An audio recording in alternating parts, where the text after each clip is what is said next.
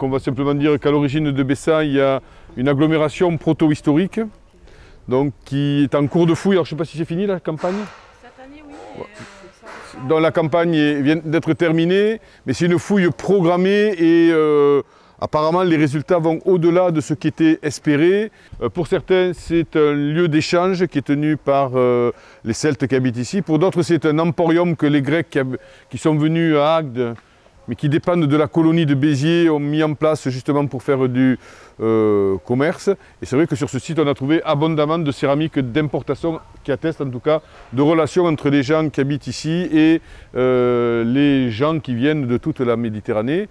Donc par la suite, on a de très nombreuses villas gallo-romaines qui s'implantent sur le terroir. Et ces villas gallo-romaines vont perdurer jusqu'à la fin de l'Antiquité, puis à la fin de l'Antiquité, période d'invasion, ces villas disparaissent au profit probablement d'un seul habitat qui va se réunir ici sur le site de Bessans, qui apparaît dans les textes au Xe siècle. Dans un document, un des plus anciens que l'on ait, c'est le testament du vicomte de Béziers qui restitue des biens usurpés à divers personnages et il mentionne donc l'église de Bessans.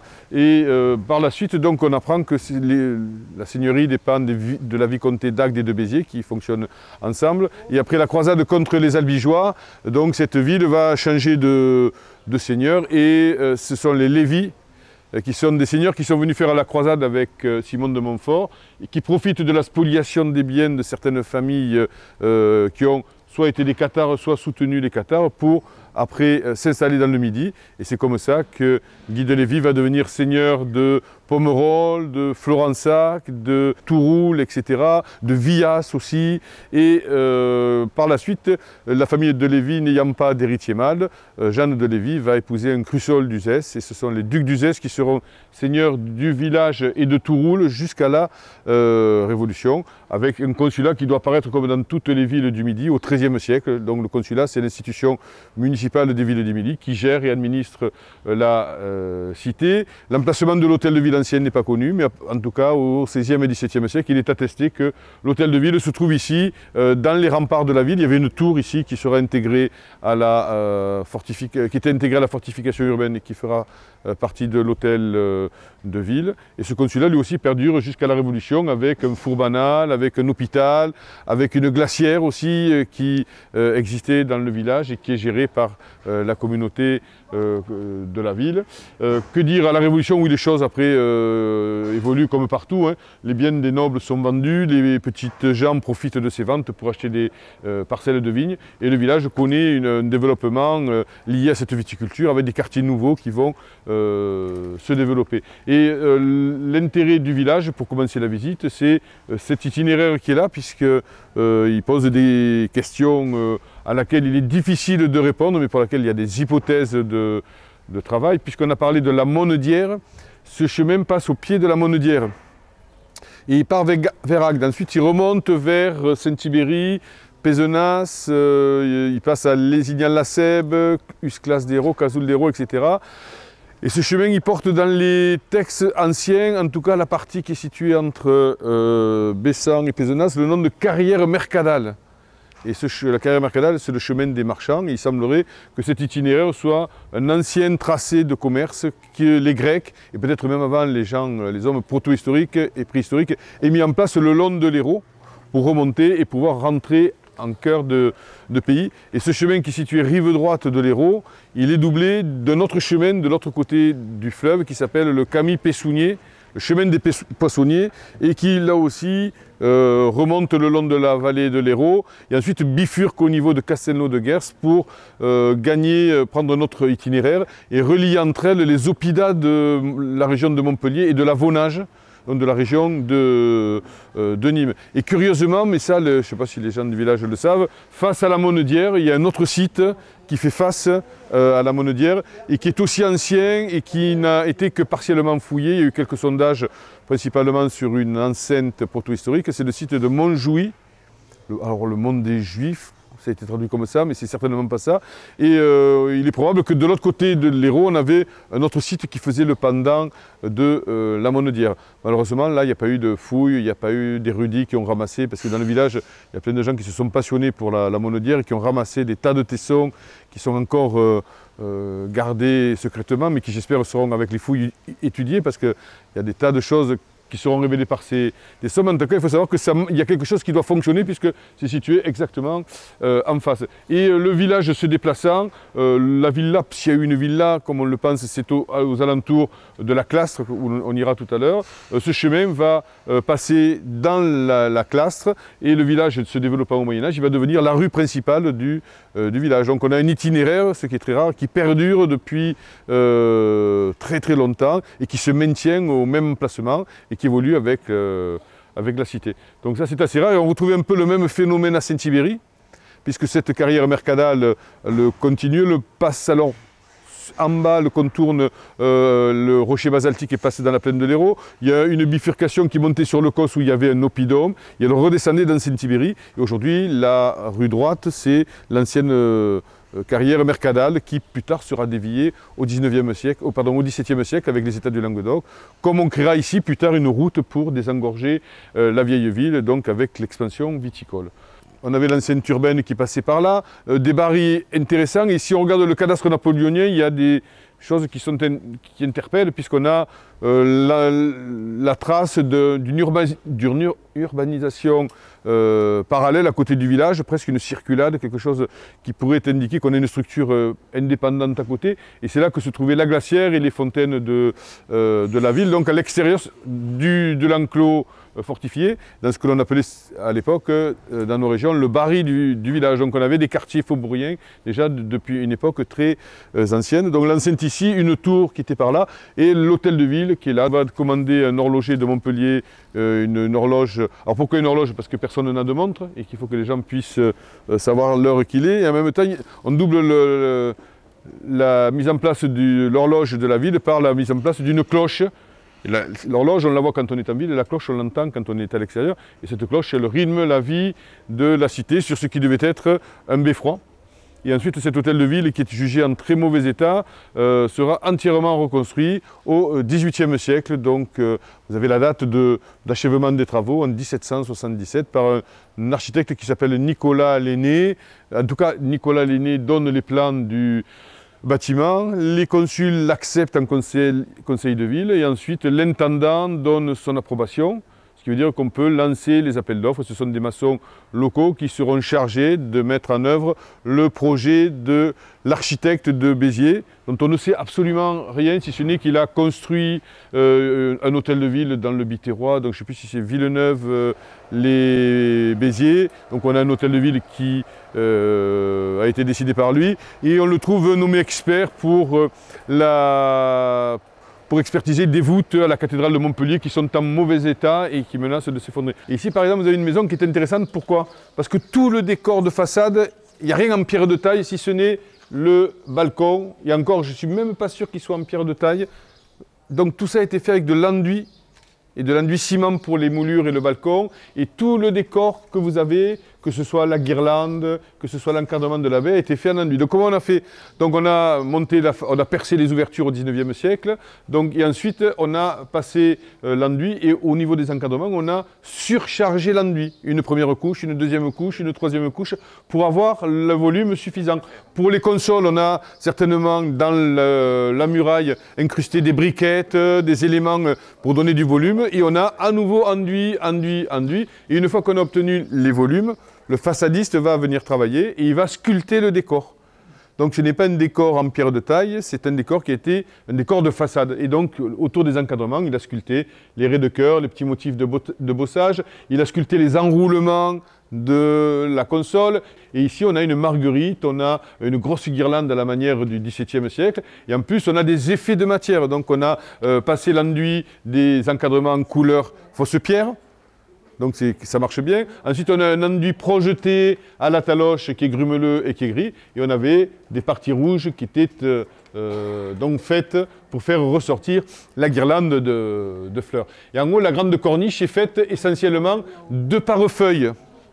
Donc d'habitude, on a des génoises comme ça. Et ici, pour faire vraiment architecture un peu prestigieuse, on a utilisé des parefeuilles. Donc on en a coupé certains en forme de barrettes pour faire des espèces de denticulés. Et après, on a monté 4 rangées pour imiter une corniche. Et comme on est au 19e siècle, il est probable que seuls les piliers soient en haut, que vous avez en haut sur la balustrade soient en pierre. Et ce que vous avez entre, c'est de la terre cuite.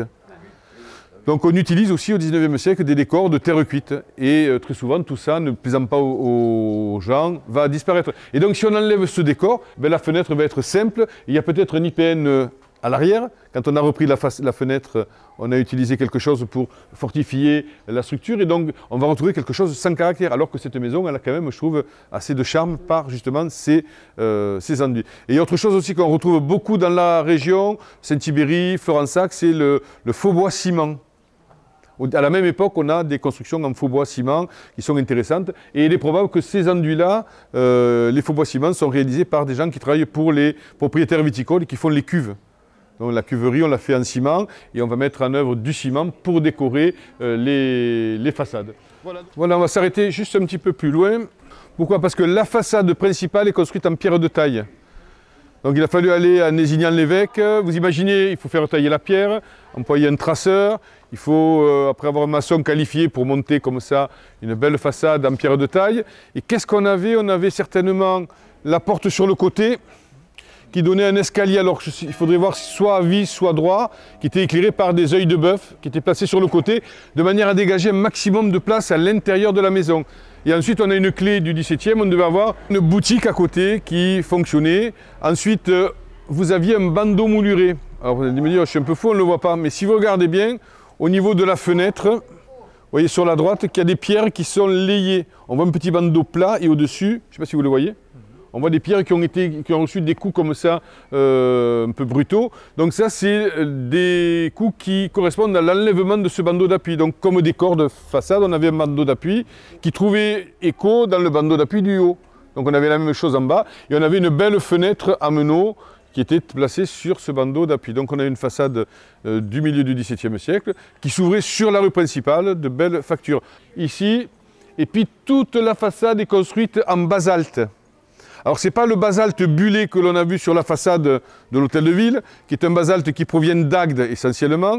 Donc là aussi, pour les constructions édilitaires, on va chercher la pierre bien plus loin, et ça coûte très cher.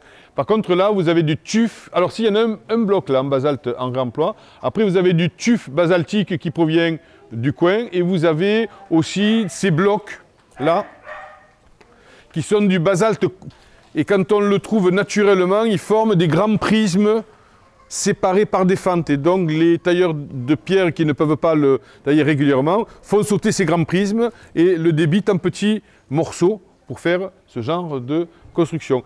Faire boquer la muraille, c'est quoi? C'est boucher les joints pour économiser le mortier. Et vous remarquerez qu'ici, même entre les pierres de taille, qui devaient être un peu émoussées quand elles arrivent de la carrière, afin de ne mettre trop de mortier, on a pris des petits esclopes, des éclats de basalte que l'on a placés pour boucher les trous. On peut avoir de la céramique, alors on a une brique ici par exemple, on en a ici, on peut avoir des petits morceaux de poterie et ça permettait comme ça d'économiser le mortier de chaux qui coûtait relativement cher. Voilà, on va commenter celle-ci. En apparence, vous voyez qu'il n'y a rien de très joli, de très ancien, mais il y a quelques indices. En haut, une fenêtre que des textes anciens appellent une fenêtre bâtarde. Et elle a une forme qu'il faut imprégner parce que si vous en voyez, vous êtes sûr que le bâtiment, même si tout est refait, est ancien. Donc elle est chanfreinée sur les 3 côtés. En général, ça indique que la fenêtre date de la fin du XVe ou du début du XVIe siècle. Et elle fait dire que ce bâtiment sans caractère apparent est une maison qui est relativement beaucoup plus ancienne et qui daterait de la fin du Moyen-Âge. Et c'est ce que va confirmer la façade. Donc là, vous avez une belle fenêtre à croisée, identique à celle que l'on devait retrouver sur l'autre côté de la façade. Et elles sont caractéristiques de la fin du Moyen-Âge par leur décor mouluré. Et on remarquera que les montants, les traverses, le meneau sont ornés de fines baguettes. Alors c'est des petits tors avec un listel placés dans des gorges très profondes et qui font comme ça l'encadrement de la baie. Et ces petites baguettes placées dans des espaces creux accrocher la lumière et avec le soleil, ça a donné du volume à la fenêtre. Alors il manque quelque chose à cette fenêtre que l'on découvrirait si l'on faisait des travaux de décroutage. Il y avait certainement un larmier au-dessus. Donc au-dessus de la fenêtre, vous aviez une moulure qui partait un peu plus haut que le meneau, là, la traverse horizontale, et qui encadrait la fenêtre et qui retombait sur le côté, qui très souvent pouvait être portée par des consoles sculptées. Et donc ça a disparu quand on a certainement harmonisé et repris la façade qui a fait l'objet de travaux au 18e, comme l'attestent les fenêtres, donc arcs surbaissés. Et la porte, elle, plus récente, date du 19e. Alors ce qui est bien sur cette place, c'est que sans aller très loin, on voit toute l'évolution des fenêtres, puisqu'ici on a la fin du 15e, début 16e, donc la fin du Moyen-Âge. Plus on va dans le temps, plus la fenêtre devient simple. Vous avez une fenêtre à meneau ici. Donc on retrouve toujours le même système de bandeaux d'étages moulurés comme il y en avait là. Donc il y en a un au premier étage et il y en a un au deuxième étage. Et en gros vous avez une fenêtre à meneau dont le montant et la traverse sont simplement ornés d'un petit listel. Et vous faites la différence entre le travail extrêmement fouillé et soigné de celle-ci et le caractère assez rustique de cette fenêtre.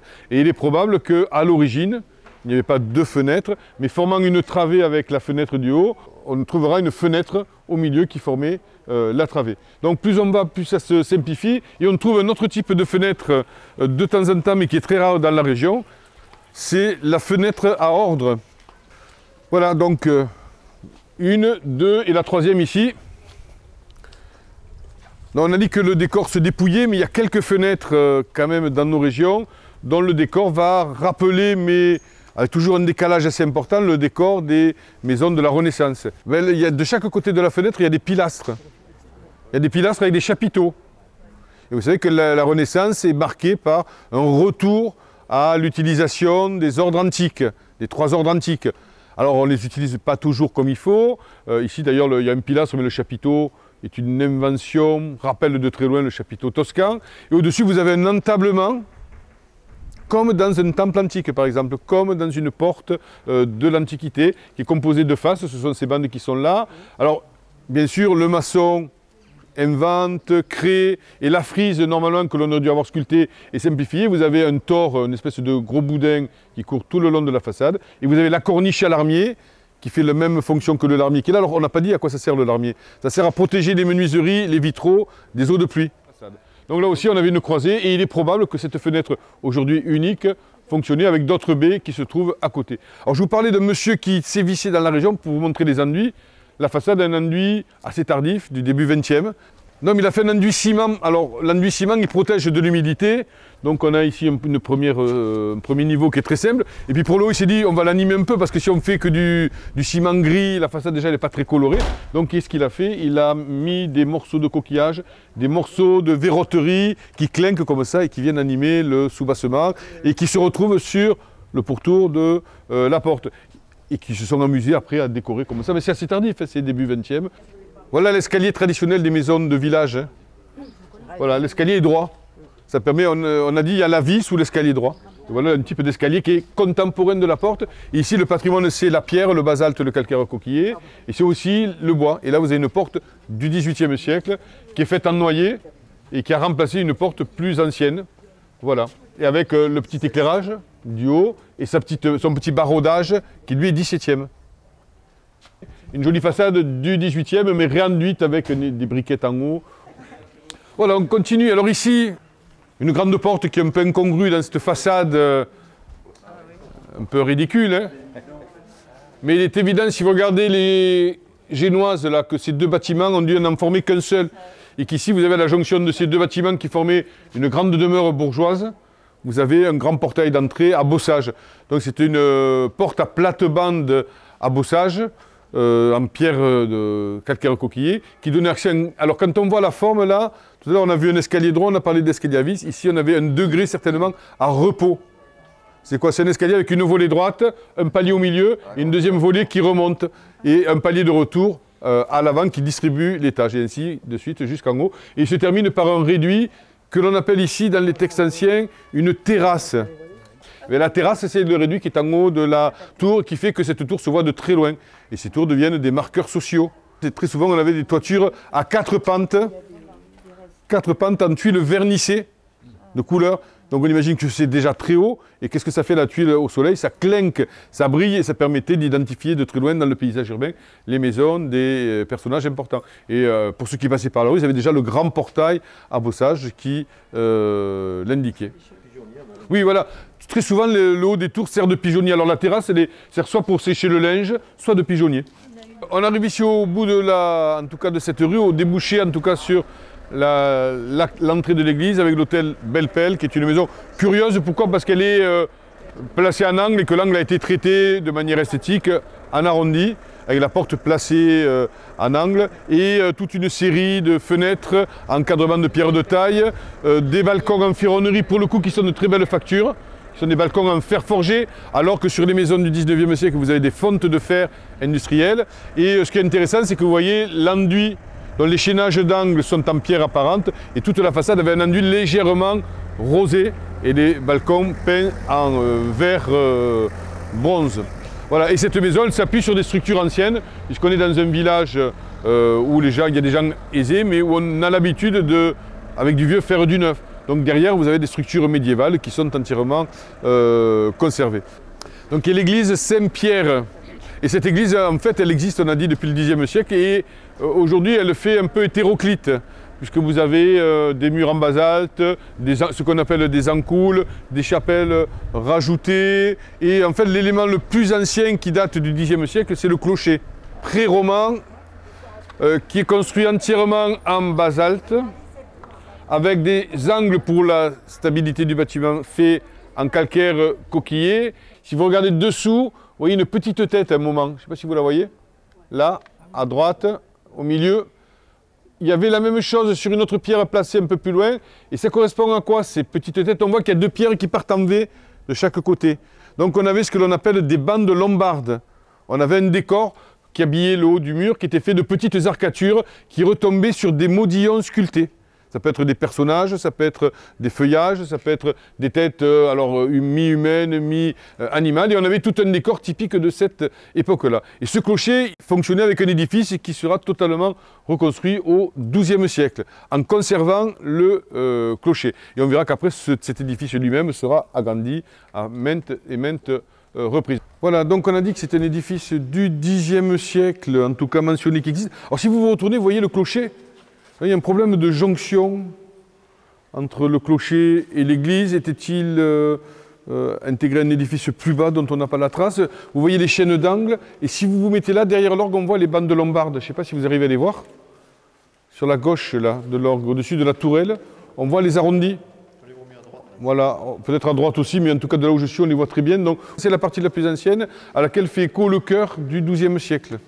Et sur cette abside venait se greffer la nef romane, une nef romane de 4 travées probablement, qui était certainement voûtée avec un berceau, avec des arcs qui portaient la voûte. Et pour des raisons qui nous échappent, cette nef a été complètement transformée au XIVe siècle. La voûte en berceau romane alors est tombée.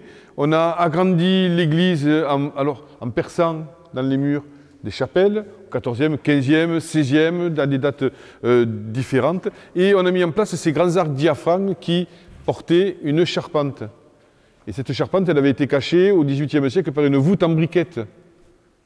Et la restauration, dans les années 80, a supprimé la voûte en briquette et a retrouvé la structure primitive de l'église gothique du probablement XIVe siècle. Et vous avez sur ces arcs diaphragmes des poutres qui partent et qui se relient les arcs entre eux.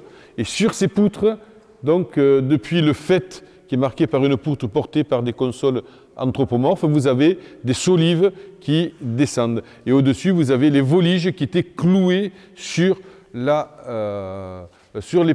solives. Et l'ensemble de cette charpente était entièrement peinte. Et ne reste plus en place que les décors de quelques solives qui ont été conservées, les autres étant abîmées, elles ont été jetées à la poubelle. Alors, les mauvaises langues m'ont dit qu'il y en avait chez quelqu'un qui était l'architecte qui a fait des travaux. Donc il en a récupéré une grande partie. Et vous en verrez d'autres pour avoir une idée de ce que c'était sur le petit vestibule d'entrée. Donc on avait une charpente avec, alors en haut, ça ne se voit pas, mais c'est très haut, des feuillages, des rinceaux sur le côté. Sur chaque petite solive, vous le voyez, vous avez des rinceaux végétaux. Et ces charpentes, elles étaient très courantes. Il est bien plus facile et moins onéreux de mettre en place une charpente qu'une voûte. Et donc l'église de Sérignan, par exemple, était une église charpentée. L'église de Saint-Pons de Mauchien, qui est une église romane, agrandie au XIIIe et XIVe siècle, sera aussi charpentée. Et très souvent, ces charpentes, malheureusement, ont soit disparu, soit sont cachés par des voûtes en briquettes qu'il faudrait démonter pour retrouver le décor. Et c'est le cas, par exemple, dans l'Aude, vous avez Notre-Dame de Marseille, près de Limoux, où il y a une église avec une voûte, et les gens sont allés dessus dans le comble, et qu'est-ce qu'ils ont vu? Ils ont vu toute la charpente peinte. Et ils se demandaient ce qu'il fallait faire. Soit on tombe la voûte, mais elle marche avec le décor qui est en dessous, et on aura un contraste qui n'a jamais été vu entre une charpente peinte et des décors baroques, ou garder le décor baroque. Et ils ont opté pour garder le décor baroque et faire une étude simplement de ce qui pouvait être étudié par photographie. Donc une église entièrement charpentée, et on a dit qu'au XVIIIe, on cachera cette charpente. Alors elle est en mauvais état, on fait des travaux sur la toiture, je ne sais pas si vous l'aviez trouvé ça, on reprend le bâtiment, on surélève, vous voyez, le rhin des grands arcs pour surélever la charpente, et il est probable que déjà à cette époque, une partie des bois abîmés ait disparu. Donc quant aux chapelles latérales, on remarquera qu'elles ont toutes des styles différents au niveau de leurs ouvertures, au niveau de leurs voûtes, ce qui veut dire que ces chapelles normalement n'existaient pas et elles sont percées progressivement. Ce sont des familles qui obtiennent des concessions. Alors je ne sais pas si vous avez trouvé des noms de ces familles dans les archives. Oui, on commence. Alors on a un problème parce que notre spécialiste nous dit que la chapelle seigneuriale est côté évangile. Donc ce serait celle-ci. Sauf que l'autel a été retourné il y a quelques années. Et donc, d'après le curé, l'évangile serait de ce côté. Et la chapelle seigneuriale correspondrait à celle-ci, par Éléonore de Montfort, dont il resterait l'écu, qui a été gratté. Donc, on demande votre avis là-dessus. Alors, Éléonore de Montfort, c'est quand même au XIIIe siècle, XIVe, oui. Parce que les voûtes sont... On a le testament qui le demande. Voilà. Donc là, oui, la chapelle a été reprise puisque les voûtes sont 15e. Donc, voilà, vous avez la preuve que ce sont des familles, en tout cas le seigneur et puis des bourgeois, des nobles. Donc c'est des espaces privés. C'est important parce qu'aujourd'hui, on peut aller prier dans les chapelles. Et pour les périodes récentes, pour le XVIIe, XVIIIe, XVIe, on sait qu'on commande aux artistes des clôtures. Donc déjà, tout était fermé, on ne pouvait pas accéder. Il y avait des portes qui se fermaient à clé. Il y avait des autels avec des rétables. Il y avait un confessionnal. Il y avait un coffre pour tenir les effets du prêtre desservant que la famille payait une fois par an, 3 fois par an pour dire la messe. Donc ce sont des éléments privés. Le décor de l'église, donc on a vu 10e, 12e, fin 13e, 14e pour les charpentes. Puis depuis le 14e, alors il y a ça c'est très tardif, des voûtes d'arête là. Ça fait plutôt 17e. Il y a des voûtes qui font 14e ici, avec des moulures différentes. Donc, il y a eu certainement progressivement la mise en place de ces chapelles. Et le décor, il faut savoir qu'on est quand même dans les terres du duc d'Uzès. Il y a beaucoup de parpaillots dans le coin. Et le duc d'Uzès s'en donne à cœur joie dans ses terres et chez les voisins pour piller les églises. Donc, il ne reste pas grand-chose de très ancien dans cette église. Le seul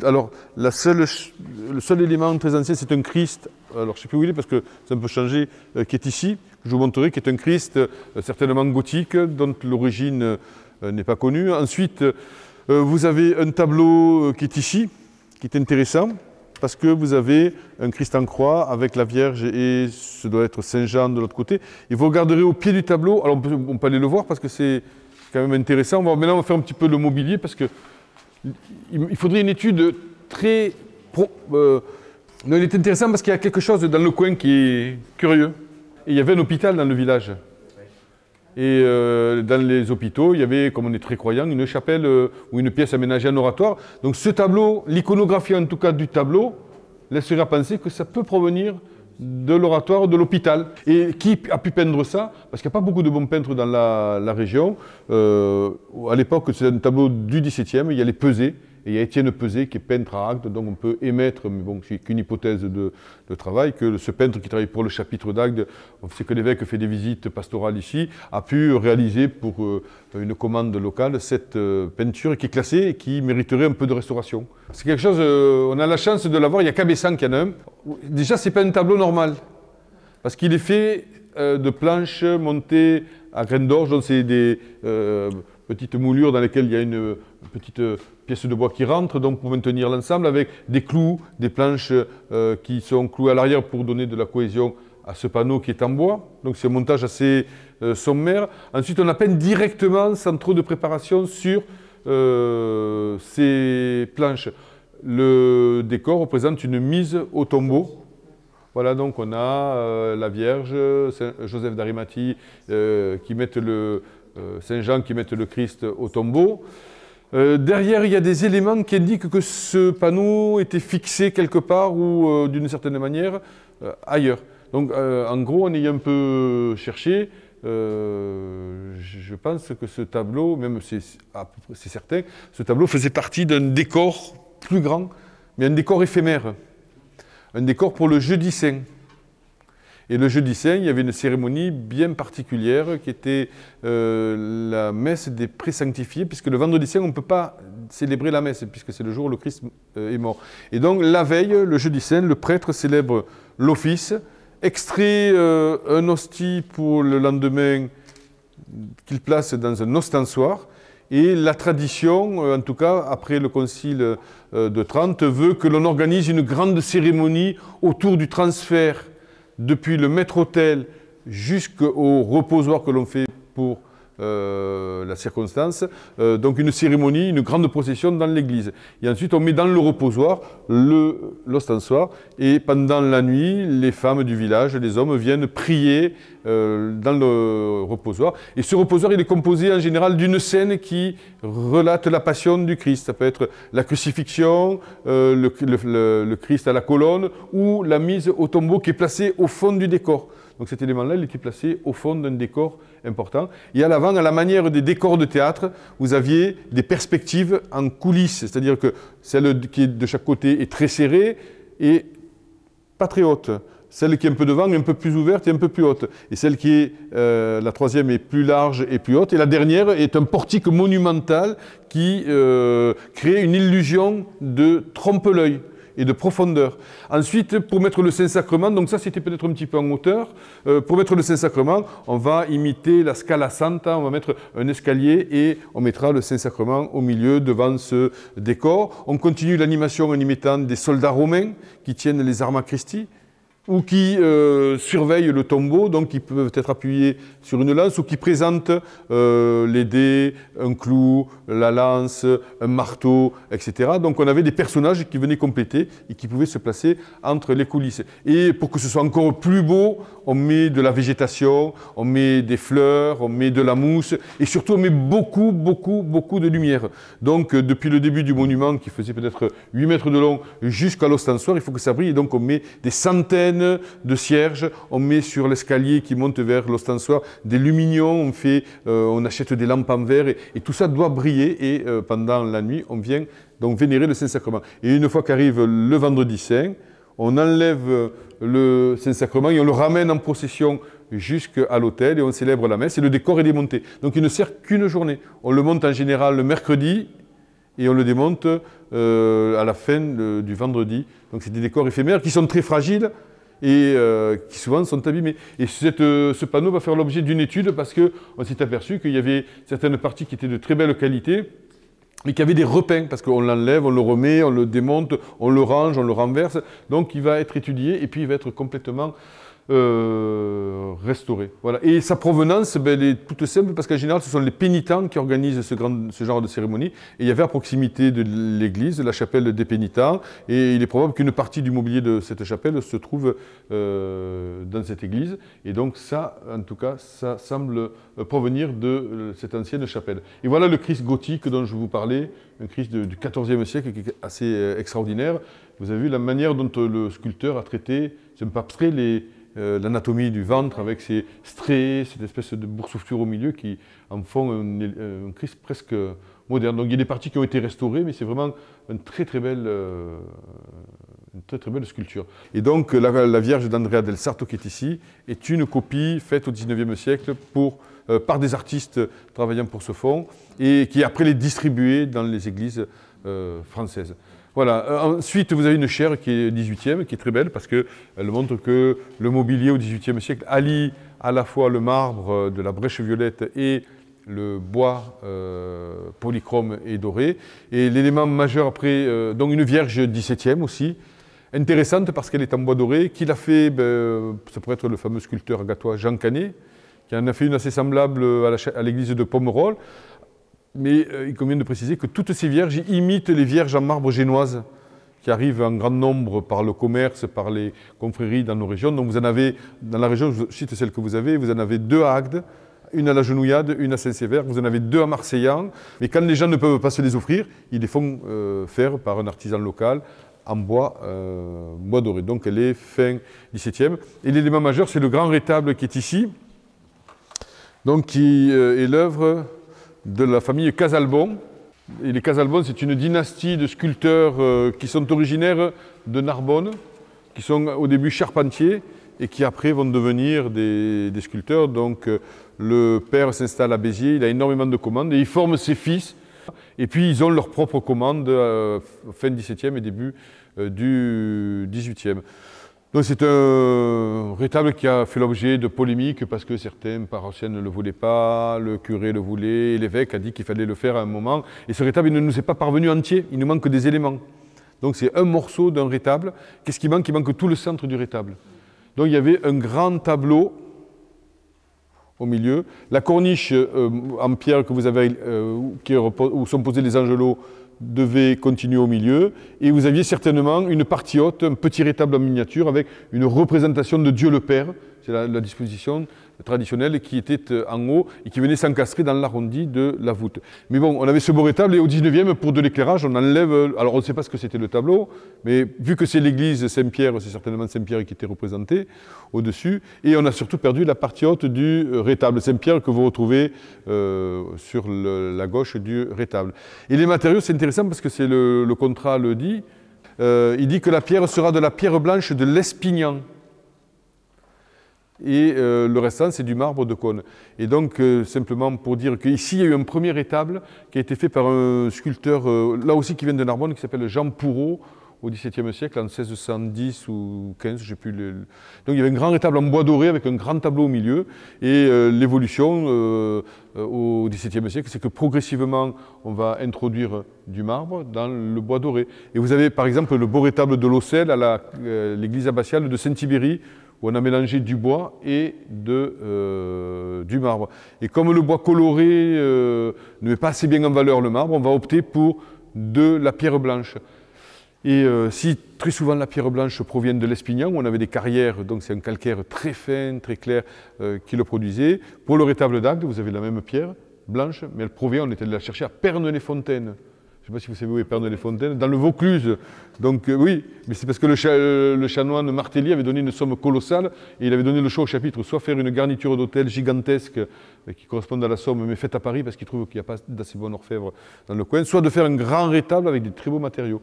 Et les chanoines vont opter pour le rétable et c'est son neveu qui surveille la construction et qui se charge avec le sculpteur qui dessine le projet d'approvisionner le chantier soit en marbre de Cône minervois comme ici, soit en pierre blanche, non pas de l'Espignan, mais de Pernes-les-Fontaines. Et on sait qu'elle transite par les étangs. Aujourd'hui, les étangs, si vous voulez aller de Marseillan au Rhône, c'est impossible.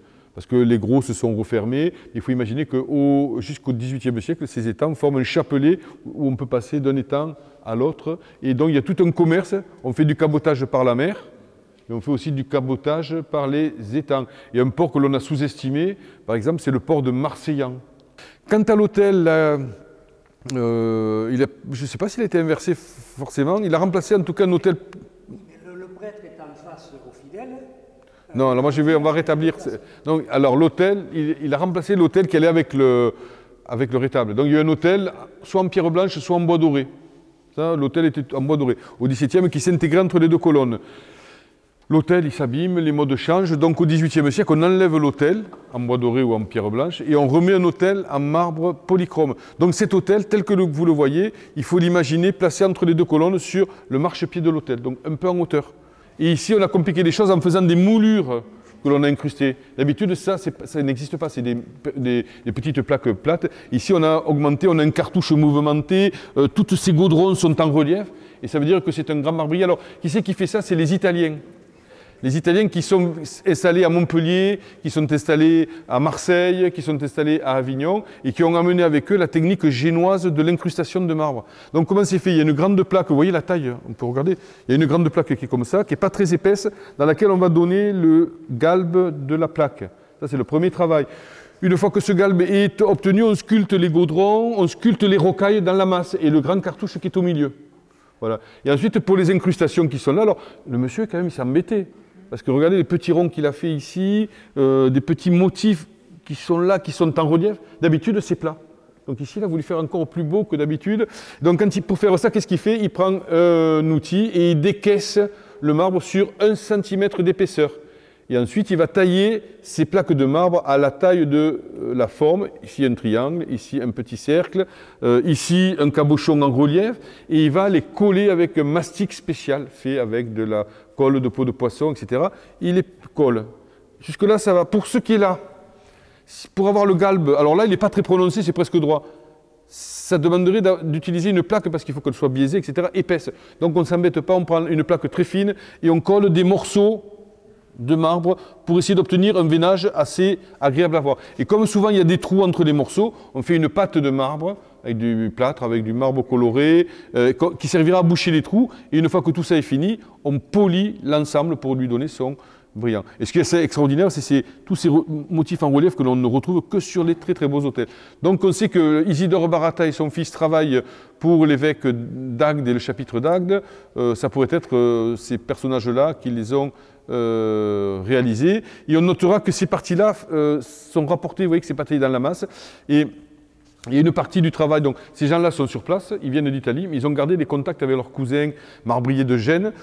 Et tous ces angelots, tous ces éléments qui viennent décorer sont faits en Italie, importés en France et placés sur l'hôtel fait. Donc on fait un dessin au préalable, on l'envoie en Italie, les cousins sculptent, et ça permet d'avoir des choses extraordinaires. Donc cet hôtel est très beau, mais il manque le gradin. Donc dessus on avait un gradin, et on devait avoir un très beau tabernacle avec une exposition sculptée qui aujourd'hui n'est plus visible. Voilà pour le magnifique hôtel. Et alors regardez quand même la qualité du marbre, hein, avec des panneaux donc, de rouge incarnat de Cône, voilà, qui ont été taillés à Cône et achetés par ce fameux Casalbon pour le rétable. Ah non? Au milieu, alors c'est intéressant la question, au milieu on me dit c'est Notre-Dame, non. La crucifixion, parce que c'est le Christ qui est au centre de l'Eucharistie, donc il faut montrer le Christ, et on aura d'un côté la Vierge et le Saint Patron représenté. On aura 3 personnages. Donc si vous allez à l'église de Vias, par exemple, vous aurez un très beau tableau de rétable, dont la provenance n'est pas connue, où vous avez le Christ, vous avez Saint Jean-Baptiste d'un côté et la Vierge de l'autre. Et ici, donc c'est Saint-Pierre, on aurait eu la Vierge Saint-Pierre, c'est la Madeleine, on aurait eu la Vierge et Marie-Madeleine. Et on a toujours cette représentation au centre du rétable, et plus rarement le martyre du Saint. Provenant de la chapelle des pénitents, des lanternes de procession en tôle, et c'est un métier qui n'existe plus, donc le ferblantier. Ici, la cadirette, mais alors ils ont mis la Vierge, c'est pas elle qui occupait la première place. Donc c'est une Vierge qui est faite en carton mâché. C'est intéressant parce qu'on a des statues ici en pierre, on a des statues en bois doré. C'est pas du plâtre. Et donc c'est une fois de plus des Italiens qui migrent avec le commerce à Marseille, qui introduisent ce type de statuaire. Il y en a plein. Alors on les utilise principalement pour le jeudi saint, pour les grands monuments éphémères, et puis ça devient un art à part entière. Et donc on a ce carton pasta qui est fabriqué dans les couvents et puis dans des ateliers spécialisés en Provence. Et ça c'est la cadirette, c'est-à-dire le pavois, qui servait à porter le petit Jésus qui est là-bas. Il y a un petit Jésus 17e. Qui a été mis au rebut, mais qui est très joli en bois doré, et qu'on sortait pour les processions sur ce pavois. Voilà, donc fin 18e, début 19e, donc en métal argenté. Le chevet de l'église, qui est la partie romane la plus ancienne, avec un décor d'arcature à l'antique, soutenu par des colonnes ornées de chapiteaux d'inspiration corinthienne, que l'on retrouve à Béziers par exemple, sur l'église Saint-Jacques. On retrouve à peu près le même décor sur l'église de Saint-Pont-de-Mauchien. Et la toiture, dont on ne connaît pas la forme, était portée par une corniche décorée de dents d'engrenage que l'on retrouvait sur le mur gouttereau de la nef, puisque vous avez le mur extérieur de la nef qui est ici. Vous voyez le départ de la nef romane, et on a le même décor. Avec des choses intéressantes, ce sont ces trous qui sont bouchés. C'est des trous de boulins. Donc quand on a construit l'église, il a fallu montrer des échafaudages. Et donc pour fixer les échafaudages, on laissait des espaces dans lesquels on rentrait des éléments qui portaient le plateau et qui étaient fixés à des éléments verticaux placés à l'avant. Et normalement, on montait plus haut, et on devait les boucher, comme ça. Et quelquefois, il arrive que ces trous de boulins soient laissés apparents. Et surtout ce magnifique chevet, voilà, qui était certainement plus bas. Donc on a un sous-bassement qu'on ne voit plus, qui aujourd'hui est à demi enterré. Là, vous avez les corniches 18e, des morceaux d'hôtel 19e, et il y en a un petit peu partout. Donc ici, le cimetière et la chapelle des pénitents qui étaient là, certainement, à proximité de l'église. Voilà. Donc oui, des bâtons de pénitents du 17e. De 940. Surtout, en plus, c'est des textes apocryphes. Oui, c'est même pas en français ni en latin. Oui, oui. C'est un latin comme le coup de la Munetera. Heureusement que j'ai fait du latin, c'est pas des sous. Oui. On est dire, c'est pas des sous, c'est la porte fortifiée. Munera, en latin. Ah oui, la porte aussi, quand même, que la tradition rapportée venant de Touroul. Donc j'ai trouvé un contrat, mais je pense qu'après la guilde a dû le trouver. Je l'avais donné à Émilie, je ne sais pas si vous l'avez transmis. La porte qui a été construite au XVIIe siècle par un dénommé Pandit, qui est un maçon local. Et on explique bien qu'il faudra tailler les encoules si jamais le portail n'est pas assez grand pour avoir de belles proportions. Et les encoules, c'est les contreforts qui sont là. Et vous remarquerez que pour mettre en place l'entablement, on les a taillés. Ceci dit, le château de Touroul, il y a quand même, il faut savoir qu'il est entretenu jusqu'au XVIIe siècle. En tout cas, j'avais trouvé un contrat où on refait tout le château au XVIIe siècle. Parce qu'on a dit qu'il s'est écroulé, il est en mauvais état. On ne sait pas grand-chose sur Touroul. Et en fait, il était encore habitable, je pense, avant la Révolution. Qui est la reprise de celle que l'on a vue tout à l'heure. C'est la même que celle qu'on a vue tout à l'heure, mais à échelle un peu plus réduite. Et alors, c'est quoi ces espaces? C'est des espaces partagés. C'est-à-dire qu'aujourd'hui, il y a plusieurs propriétaires qui habitent autour d'une cour. Et le problème, c'est de savoir comment ça fonctionnait au Moyen-Âge. Alors, soit c'est une maison noble qui a été divisée en lots, soit c'est des gens d'un même clan familial qui se regroupent autour de la cour pour vivre ensemble. Voilà une autre porte. Hein. On parlait de porte clanique. Vous avez un blason au-dessus de la porte. Voilà, qui est effacé, qui indique que c'est certainement avec le chanfrein qui permet de dater ça du XIVe siècle. Donc. 35 sur la clé. Oui, alors je vous montre ça parce que c'est quand même très joli. Il y en a d'autres exemples dans le village. Donc il y a des, oui, rue des Courses, il y a le même type d'ouvrage. C'est quand même très beau, c'est une trompe sous le coin appareillée qui est l'œuvre d'un tailleur de pierre chevronné. Parce que ça paraît très simple d'ouvrir le coin comme ça sur la rue. Mais il faut calculer la forme des pierres pour que tout tienne exceptionnel. Et ce qui est encore plus joli, c'est le petit balcon donc, qui a été mis par le propriétaire, on m'a dit Maxime Joulian, mais c'est Mathieu Joulian, intéressant parce que tout est fait en tôle emboutie. Il manque plein d'éléments, c'est dommage, mais vous aviez des barreaux forgés avec des pignes de pin. Alors ces pignes sont faites par deux petits morceaux de tôle travaillés dans un moule en creux, soudés. Ensuite, il y a des nœuds, et il y avait des guirlandes de draperie, alors il n'en reste qu'une. Elle est là. Voilà, parce que cette maison, elle est intéressante quand on regarde, vous avez un portail médiéval. 15e, une belle fenêtre, alors avec PVC, mais un beau balcon 18e, une architecture qualitative. Il y a surtout une cour. En général, les grandes maisons, il n'y a que les grandes maisons nobles qui ont des cours aux bourgeoises au Moyen-Âge. Voilà, donc c'est le bel hôtel des Bérard-Montalet qui est une grande réalisation de la fin du XVIIIe siècle. Alors on a les plans, mais on n'a pas le nom de l'architecte qui a fait ça. Alors peut-être M. Bérard-Montalet lui-même, apparemment, qui avait quelques talents, qui participe pleinement au suivi de son chantier. Et ce sont des maçons locaux qui construisent ce bâtiment, mais sur des structures médiévales. Donc on a ici par exemple un premier immeuble, donc il y a plusieurs maisons remembrées et on unifie l'ensemble par une façade nouvelle. Donc là vous avez un petit immeuble 17e avec des galeries de distribution, avec son escalier indépendant, un deuxième immeuble qui est là, et le tout étant remembré, on cache par la façade. Et on a toujours notre terrasse avec le pigeonnier qui était en haut. Et dans la terrasse on a des traces de plafonds peints médiévaux. Donc on a une charpente en fait du XIVe siècle qui est en place et qui n'a pas bougé et qui indique que le bâtiment en fait a une origine très très ancienne et certainement une maison forte ou en tout cas une grosse maison d'origine. Il a refait que la façade, c'est pas encore le voilà. Ah mais merci hein. Donc on ne peut pas monter, mais venez juste là, vous verrez l'immeuble plus ancien. Voilà, là vous avez des galeries 17e. Voilà, vous avez des galeries 17e là, qui fonctionnaient avec un escalier qui était de l'autre côté. Vous avez une fenêtre du 15e siècle qui est là, en accolade, et tout ça a été façadé et retravaillé pour former un seul immeuble. Alors on notera quand même l'ampleur donnée à l'escalier au XVIIIe siècle. Donc les Bérard-Montalet sont des propriétaires terriens bien implantés, et surtout ils ont des charges qui rapportent beaucoup d'argent et qui leur permettent de construire un hôtel comme ça, qui est digne d'un hôtel de Pézenas ou de Montpellier. À noter le garde-corps en ferronnerie, qui est assez exceptionnel, avec des motifs rampants. C'est-à-dire que c'est souvent les mêmes motifs que sur les panneaux de l'escalier, et que l'on va déformer pour qu'ils puissent s'intégrer dans la montée d'escalier. Un jardin qui était plus grand, mais il y a un problème d'inféodation avec les remparts. Et on va réduire le jardin en taille et l'aménager tel qu'on le voit aujourd'hui, au détriment d'une parcelle qui apparemment devait aller jusqu'au rempart de la ville. Donc la ruelle que je vais vous montrer derrière n'existait pas. Elle sera créée au XVIIIe, au moment où le rempart disparaît et où on inféode une partie du jardin à la ville. Quand on a créé la rue au XVIIIe, donc on a dû séparer le jardin en deux. Et c'est les Montalet qui ont fait faire l'angle là, parce que c'est quand même un morceau, c'est simple, mais c'est quand même assez... Oui, c'est pour pouvoir circuler et garder un bout de jardin, parce que le jardin allait jusqu'au rempart. Et en échange de l'inféodation, ils peuvent garder un bout de jardin, etc. Voilà, donc on a terminé, je crois qu'on va aller boire.